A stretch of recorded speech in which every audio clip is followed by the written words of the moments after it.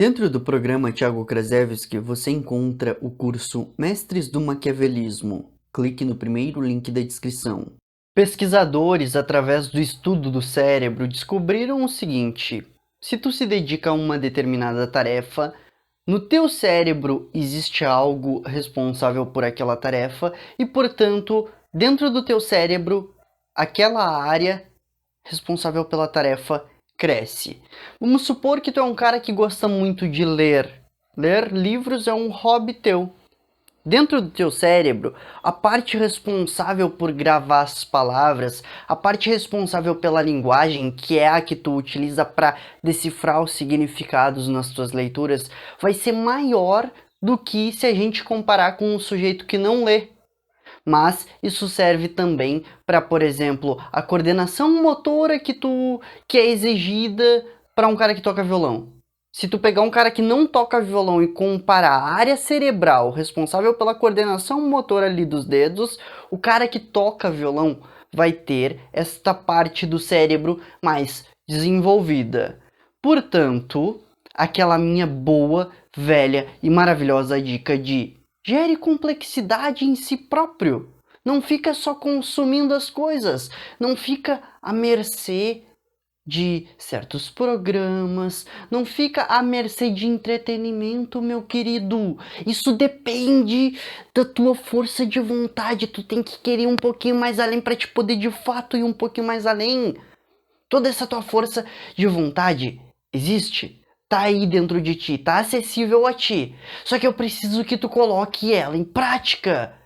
Porque assim, não tem como tu pular no tempo para realizar o crescimento das partes cerebrais responsáveis pelas coisas, tá?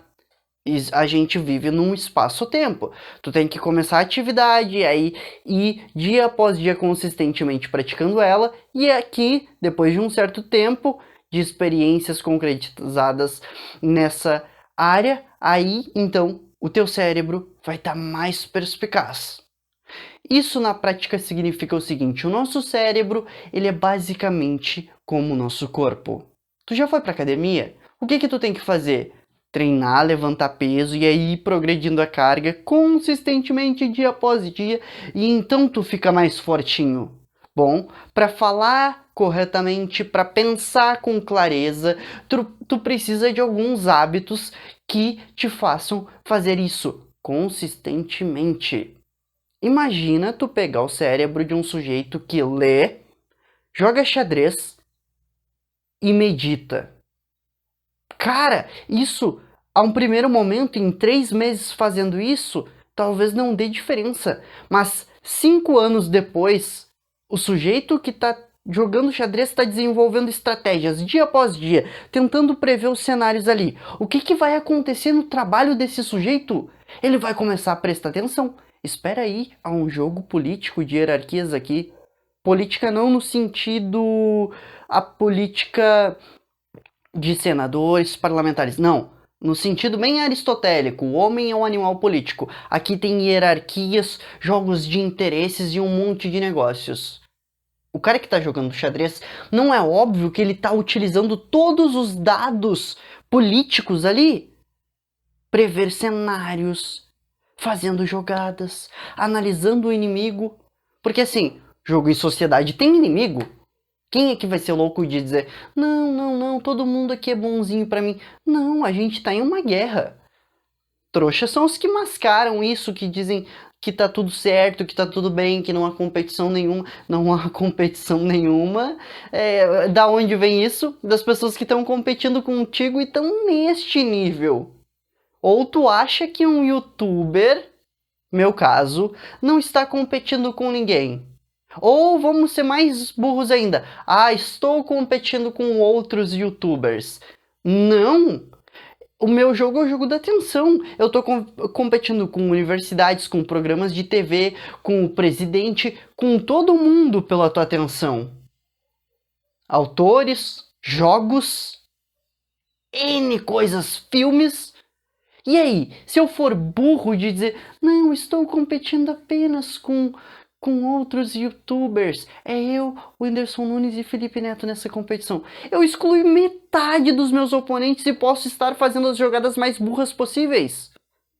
Vou te falar um cara que ele é muito esperto nesse ramo de fazer estratégias considerando os inimigos, oponentes, etc. Felipe Neto. Por quê? Porque ele pega a política, ele pega o entretenimento, ele pega o zeitgeist e transforma em conteúdo.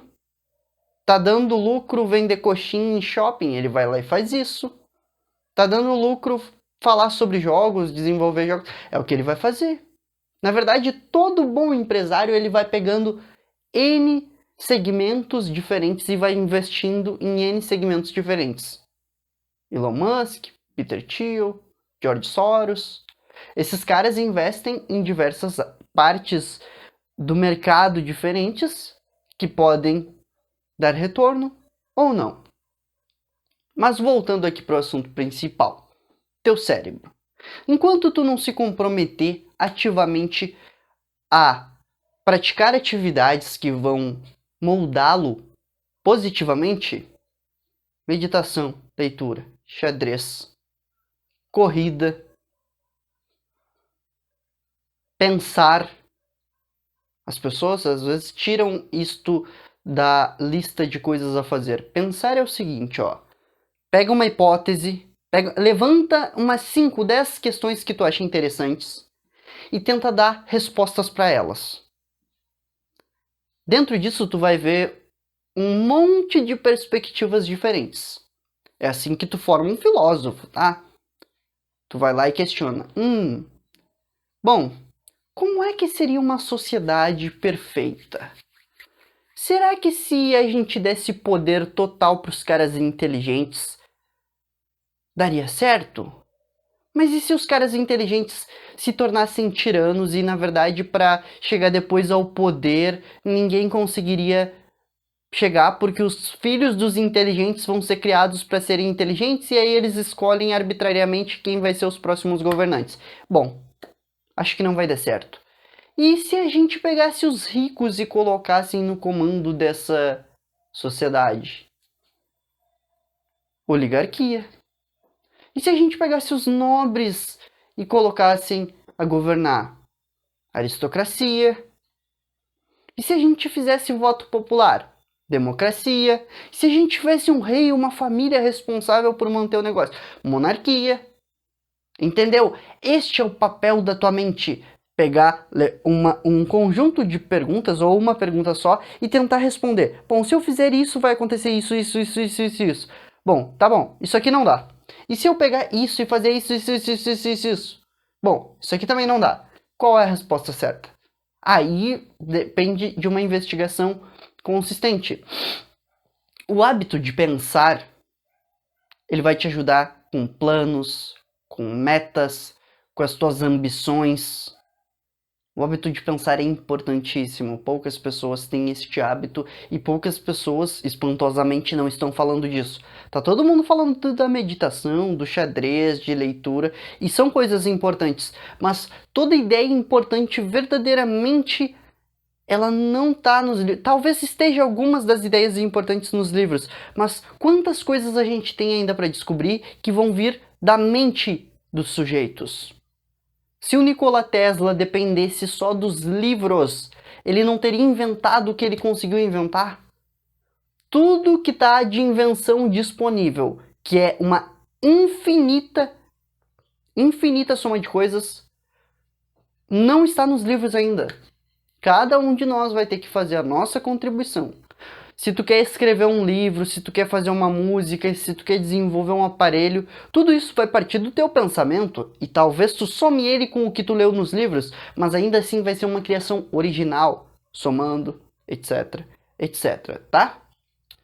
Um fator muito importante da vida, em especial em sociedade, é que nós não podemos nos livrar das nossas emoções.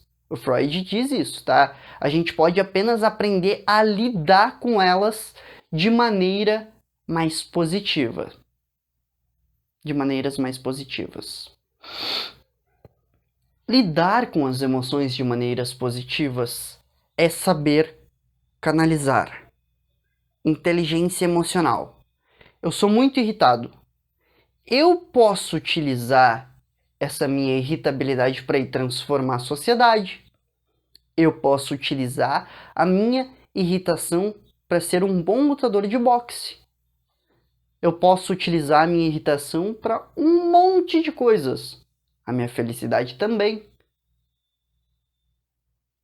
Tem uma luta muito interessante do Mike Tyson, onde ele perde o controle emocional e começa a bater muito louco no oponente. Tem um podcast que o Vanderlei Silva vai, que ele diz que quando ele toma um soco, ele se enfurece, e por isso ele é tão bom na luta. Ele é considerado o cachorro louco, né? Um exímio lutador brasileiro. O que esses lutadores têm em comum? Pegaram suas emoções e utilizaram elas para algo.